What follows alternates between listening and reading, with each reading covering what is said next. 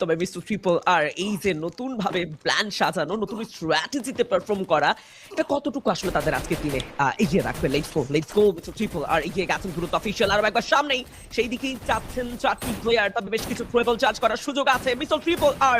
ট্রেবলটা খুব একটা পারফেক্ট হয়নি, তবে এন্ট্রি নিয়েছেন, সেখানে ব্লেডের প্রথম টেক ডাউন কনফার্ম করা, অপোনেন্টকে তুলে নেওয়া, তবে আরো কিছু চার্জ আসতে পারে। সেকেন্ড ফ্লোরে আমরা প্লেয়ারদেরকে দেখতে পাচ্ছিলাম, M79 এর কিছু চার্জ হলে মন্দ হতো না, তবে সেখানে M79 অন্য ওয়েপন দিয়েই কিন্তু চেষ্টা করেছেন mister triple R.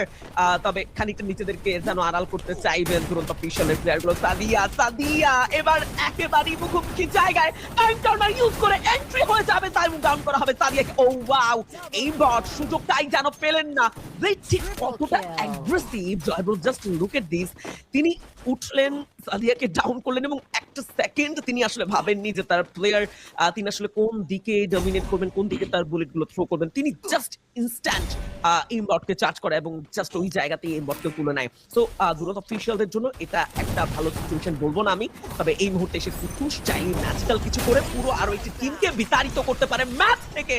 And boom, my goodbye to God. Ronto official in #9 mister triple R. আমরা যেটা প্রেডিক্ট করেছিলাম জয় ব্রো, যে একটা সাইলেন্ট স্টার্ট করবে মিস্টার ট্রিপল আররা, এবং অ্যাকচুয়ালি তারা সেটাই করলো। চমৎকার এটাকে